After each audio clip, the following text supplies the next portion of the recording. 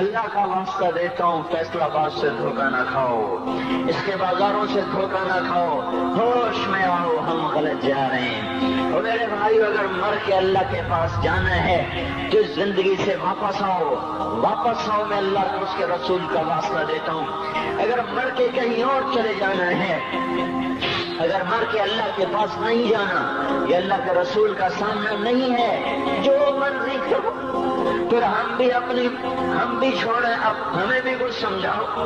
تم کیوں بول بول کے گلے کی ایک ایک رگ میں درد اتار بیٹھے؟ گھر چھوڑ چھوڑ چھوڑ چھوڑ، سارا وجود ہڈیوں میں درد اتر گیا ہے، تو کوئی ہمیں بھی راستہ بتاؤ کہ یہ راستہ ہے، اس پہ موج میلہ بھی ہوگا، اللہ بھی نہیں ملے گا۔ آؤ ہم سب پھر ہم بھی مل کر تمہارا ساتھ دیں۔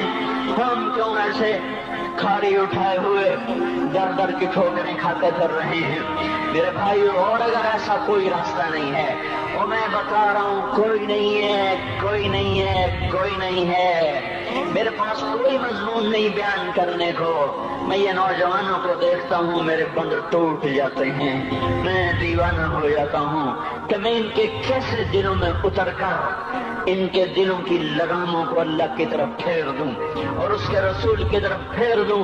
یہ جب گانے بجانے میں ڈوبتے ہیں، جب یہ رقص گاہوں کو چلتے ہیں، جب یہ تاجر غلط تولتے ہیں، اور جب یہ بینک سے قرضے لے کر لمبے لمبے نظام بناتے ہیں، پرائز بانڈ خرید کر دعائیں مانگتے ہیں، اگر میرا بانڈ نکل آئے، او میرا بھائی تجھے کیا ہو گیا؟ تو جوئے پر دعائیں کر رہا ہے کہ یا اللہ میرا بانڈ نکال دے۔ میں کیسے ہوش میں لوں؟ میں تو خود مدہوش ہو چکا ہوں۔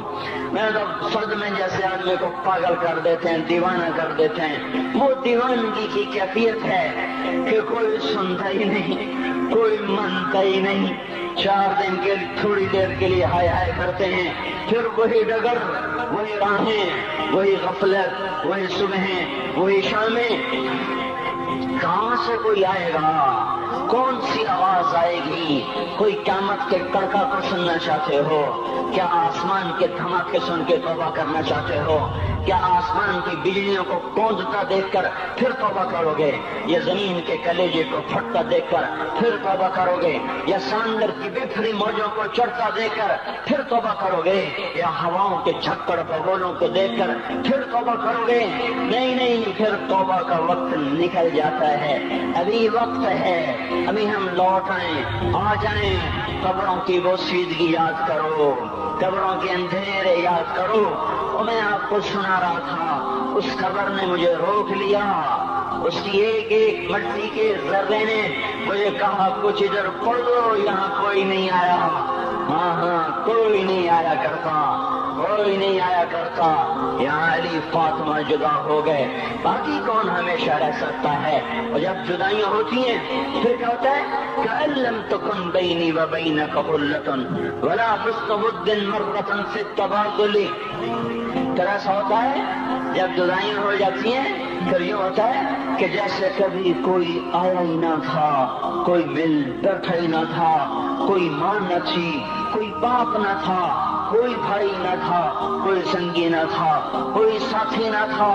اس طرح انسان بھلا دیتا ہے اپنے جھمیلوں میں گم ہو کر، ہنسی مذاق میں گم ہو کر۔ میں اس قبر میں کھڑا پڑھتا جا رہا ہوں، پڑھتا جا رہا ہوں، پڑھتا جا رہا ہوں۔ اس کا کتبہ ٹیڑھا ہو چکا ہے، زمانے کی گردش نے اور ماضی کے بے رحم گردش نے اس کے سارے کتبے کو کالا کر دیا تھا۔ مجھے تجسس ہوا، میں دیکھوں یہ ہے کون جس کی قبر نے مجھ جیسے اجنبی کو رونے پہ مجبور کر دیا اور مجھے کھڑا کر دیا۔ میں قریب ہوا، میں نے جھاڑا تو پر لکھا ہوا تھا اللہ اکبر، رستم ہند امام بخش۔ رستم ہند، جس کے لیے مہاراج قالین بچھاتے تھے، جس کو ہاتھیوں پہ سوار کروا کے لایا جاتا تھا، جس کے آگے پیچھے ڈھول بجتے تھے، اور جیسے آج کل یہ کرکٹ کے کھلاڑیوں کے آگے پیچھے خلقت ہوتی ہے، یہ وہ دور تھا جب پہلوانوں کے آگے پیچھے خلقت ہوتی تھی۔ آج اس کی خبر ویران ہو کر کہہ رہی ہے کوئی ادھر بھی تو پڑھ کے جب چلتا جائے، کوئی یہاں بھی تو کچھ تحفہ دیتا جائے۔ میرے محترم بھائیو، جب موت آئے گی تو کوئی اولاد یاد نہ کرے گی، کوئی ماں باپ یاد نہ کریں گے، مائیں لال بھول جاتی ہیں، ماؤں کو بچے بھول جاتے ہیں، माओं को बच्चे भूल जाते हैं, बाप औलादें भूल जाते हैं, बीवियों को खामिन मिल जाते हैं, खामिदों को बीवियां मिल जाती हैं, यारों को यार मिल जाते हैं। वो तो हम हैं जो जाके तहे खाक सो जाते हैं। अकेले तन्हा जिंदगी का सफर शुरू हो जाता है। अली बिन अबी तालिब जैसा शाह सवार, अल्लाह ताला का मुकर्रम महबूब इंसान, जिसको अल्लाह के नबी ने कहा अली तुझे बशारत हो, जन्नत में तेरा घर मेरे घर के सामने होगा। इतनी बड़ी बशारत, अली तुझे मुबारक हो, जन्नत में तेरा घर मेरे घर के सामने होगा। इतनी बड़ी बशारत का लेने वाला, रोजाना की रात की फरियाद, मुझे तो पता नहीं कि मेरा ये बयान कबूल है कि मरदूद है।